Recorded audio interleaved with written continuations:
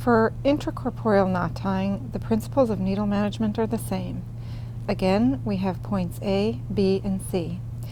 Grasp the suture at point A with your dominant hand and at point B with your non-dominant hand. Flip your needle up into a smiley face position and then grasp point C with your dominant hand.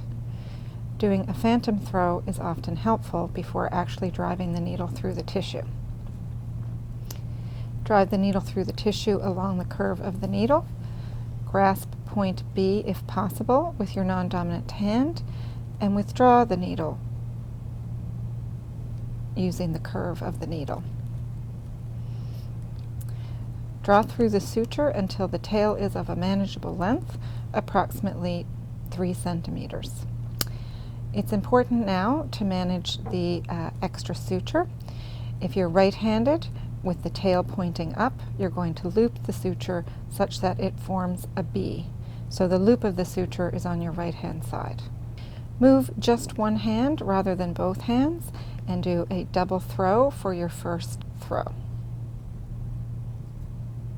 Grasp the tail.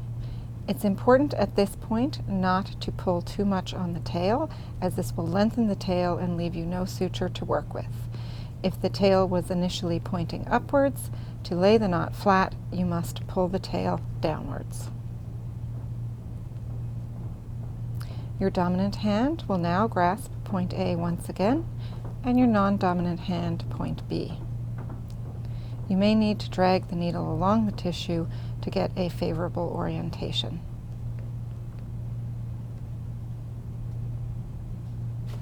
Again, flip the needle up into a smiley face position. This time, the tail of the suture is pointing downwards, and the loop of the suture should be on the left-hand side, forming a P. Be careful to wrap in the opposite direction and therefore lay a square knot. When you grasp your tail, again draw it in the opposite direction. So in this case, upwards. You may now put a lot of tension on the tail of the suture to lay the knot flat and tight. The dominant hand will grasp point A once again, the non-dominant hand point B. Again, wrap in the opposite direction to create a square knot. In this case, the tail was pointing up, so to lay the knot flat, the tail should be pointing down.